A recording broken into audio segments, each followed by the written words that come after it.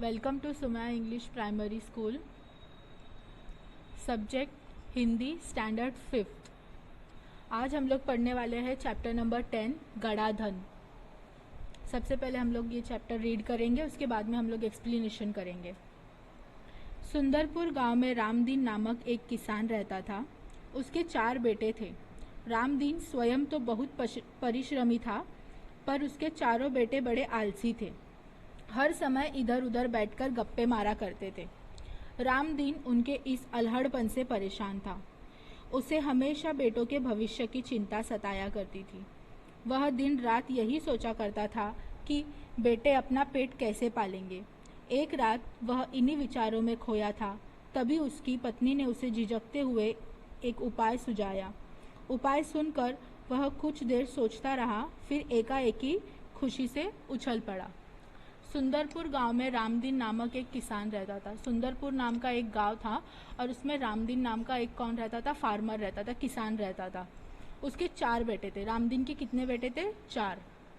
रामदीन स्वयं तो बहुत परिश्रमी था, पर उसके चारों बेटे बड़े आलसी थे। रामदीन तो स्वयं यानी वो खुद बहुत परिश्रमी यानी मेहनती था, पर उसके चारों बेटे बड़े आलसी थे। हर समय इधर उधर बैठकर गप्पे मारा करते थे। हर समय यानी हमेशा वो क्या करते थे? इधर उधर बैठ के गप्पे मारा करते थे, बस बातें किया करते थे। रामदीन उनके इस अल्हड़पन से परेशान था। रामदीन क्या था? उनके इस अल्हड़पन यानी आवारागर्दी से उसके चारों बेटों से ही वो परेशान था।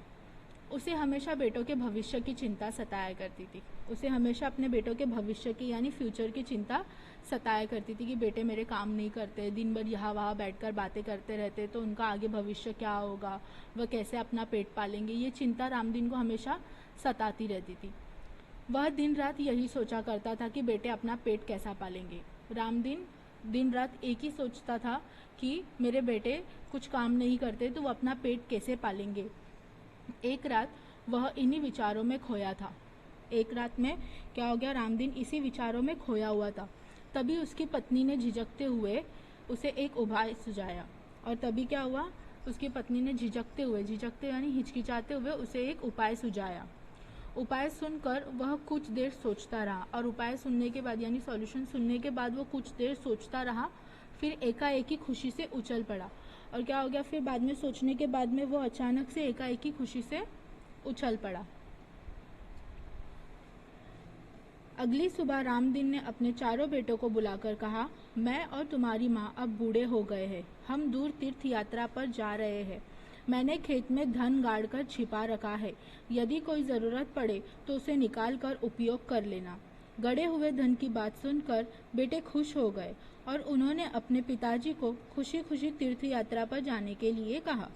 वे मन ही मन खुश हो गए कि अब कुछ दिनों तक पिताजी का बंधन भी उन पर नहीं रहेगा। अगली सुबह रामदीन ने अपने चारों बेटों को बुलाकर कहा। अगली सुबह में रामदीन ने क्या किया? अपने चारों बेटों को बुलाया और उन्हें कहा, मैं और तुम्हारी माँ अब बूढ़े हो गए। मैं और तुम्हारी मम्मी जो है वो अब क्या हो चुके? बूढ़े हो चुके हैं। हमारी उम्र हो चुकी है। हम दूर तीर्थ यात्रा पर जा रहे हैं। हम दूर तीर्थ यात्रा पर यानी भगवान के जो दर्शन वगैरह करने के लिए जाते हैं तीर्थ यात्रा पर, वहाँ पर वो लोग जा रहे थे। मैंने खेत में धन गाड़ कर छिपा रखा है। पिताजी ने अपने चारों बेटों से क्या कहा? रामदीन ने कि मैंने खेत में धन गाड़ कर छिपा कर रखा है। यदि कोई ज़रूरत पड़े तो उसे निकाल कर उपयोग कर लेना। अगर तुम लोगों को हमारे जाने के बाद कोई ज़रूरत होती है तो उसको गड़े धन को निकाल कर तुम लोग उपयोग कर लेना, यूज़ कर लेना। गड़े हुए धन की बात सुनकर बेटे खुश हो गए और उन्होंने अपने पिताजी को खुशी खुशी तीर्थ यात्रा पर जाने के लिए कहा। जैसे ही पिताजी ने यानी रामदीन ने अपने चारों बेटों को गड़े धन की बात बताई तो चारों बेटे एकदम खुश हो गए और उन्होंने खुशी खुशी अपने पिताजी को तीर्थ यात्रा पर जाने के लिए कहा कि हाँ हाँ आप चले जाओ, हम लोग यहाँ पर सब संभाल लेंगे। वे मन ही मन खुश हो गए कि अब कुछ दिनों तक पिताजी का बंधन भी उनके ऊपर नहीं रहेगा। और वो चारों मन ही मन खुश हो गए कि अभी कुछ दिनों तक पिताजी का बंधन यानी पिताजी की रोक टोक वगैरह नहीं सुननी पड़ेगी, पिताजी का बंधन हमारे ऊपर नहीं रहेगा।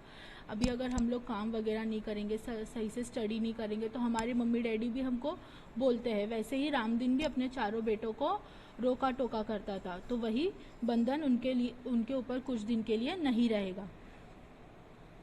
रामदीन के जाने के बाद कुछ दिनों तक तो सब कुछ सामान्य चलता रहा, पर उसके बाद पास का धन और घर का धान्य समाप्त होने लगा। अब चारों भाइयों को चिंता हुई। उन्हें अपने पिताजी की कही बात याद आ गई, जरूरत पड़ने पर खेत में गड़ा धन निकाल लेना। उन्होंने रात के समय खेत की खुदाई का काम आरंभ किया। वे 2-3 रातें खेत को खोदते रहे, पर कहीं भी उन्हें गड़ा हुआ धन नहीं मिला। रात भर के परिश्रम से वे बहुत थक गए थे। जब सुबह बहुत निराश और हताश होकर वे चारों अपने घर लौट रहे थे, तभी रामदीन के परम मित्र हरिनाथ ने पूछा, तुम सब थके हुए क्यों हो? कारण जानने के बाद हरिनाथ ने उन चारों को सलाह देते हुए कहा, तुम लोगों ने खेत तो खोद ही लिया है, अब उसमें बीज भी बो दो। चारों भाइयों के उदास चेहरों पर खुशी की लहर दौड़ आई। उन्होंने हरिनाथ के कहे अनुसार ही किया। रामदीन के जाने के बाद कुछ दिनों तक सब कुछ सामान्य चलता रहा। यानी रामदीन और उसकी पत्नी तीर्थ यात्रा पर चले गए थे। जब तक वो लोग तीर्थ यात्रा पर गए 2-4 दिन तक सब एकदम सामान्य यानी नॉर्मल चल रहा था। उसके बाद पास का धन और घर का धान्य समाप्त होने लगा। पास का धन यानी उनके पास में जो भी पैसे थे और घर में जो भी धान्य यानी अनाज वगैरह था वो समाप्त होने लगा था, खत्म होने लग गया था। अब चारों भाइयों को चिंता हुई। चारों भाइयों को चिंता होने लगी कि अब हम लोग पास के पैसे भी खत्म हो चुके हैं, घर में अनाज भी खत्म हो चुका है, तो अब हम लोग करेंगे क्या? उन्हें अपने पिताजी की कही बात याद आ गई कि जरूरत पड़ने पर खेत में गड़ा धन निकाल लेना। उन्हें अपने पिताजी की कही बात याद आ गई कि उनके पिताजी ने उन्हें जाते वक्त ये कहा था कि अगर तुम्हें ज़रूरत पड़ेगी तो खेत में मैंने गड़ा धन रखा है, उसे तुम निकाल के यूज़ कर लेना। उन्होंने रात के समय खेत की खुदाई का काम आरंभ किया और वो चारों भाइयों ने क्या किया, रात के समय खेत की खुदाई का काम शुरू किया। आरंभ किया यानी शुरू करना। वे 2-3 रातें खेत को खोदते रहे और वो 2-3 दिन रात लगातार वो खेत को खोदते रहे, पर कहीं भी उन्हें गड़ा हुआ धन नहीं मिला। लेकिन इतनी खुदाई वगैरह करने के बाद 2-3 दिन की मेहनत के बाद भी उन्हें कहीं पर भी गड़ा हुआ धन नहीं मिला। रात भर के परिश्रम से वे बहुत थक गए थे और रात भर खेत खोदते खोदते परिश्रम करते करते वो लोग बहुत थक चुके थे। जब सुबह बहुत निराश और हताश होकर वे चारों अपने घर लौट रहे थे, तभी रामदीन के परम मित्र हरिनाथ ने पूछा। जब सुबह बहुत निराश यानी उदास होकर, हताश यानी थक कर वे चारों घर को लौट रहे थे, तभी रामदीन का एक परम मित्र यानी बेस्ट फ्रेंड हरिनाथ, रामदीन के परम मित्र का नाम क्या है, हरिनाथ, ने पूछा, तुम सब थके हुए क्यों हो? उन्होंने पूछा कि तुम चारों इतने थके हुए क्यों हो? कारण जानने के बाद हरिनाथ ने उन चारों को सलाह देते हुए कहा। उन लोगों ने पूरी कारण यानी जो भी रीजंस वगैरह था कि उन्होंने अभी मतलब रामदीन और उनकी मम्मी यहाँ से तीर्थ यात्रा पर चले गए, घर में अनाज ख़त्म हो चुका है, पास के पैसे ख़त्म हो चुके हैं, सभी बातें उन्होंने हरिनाथ जी को बताई।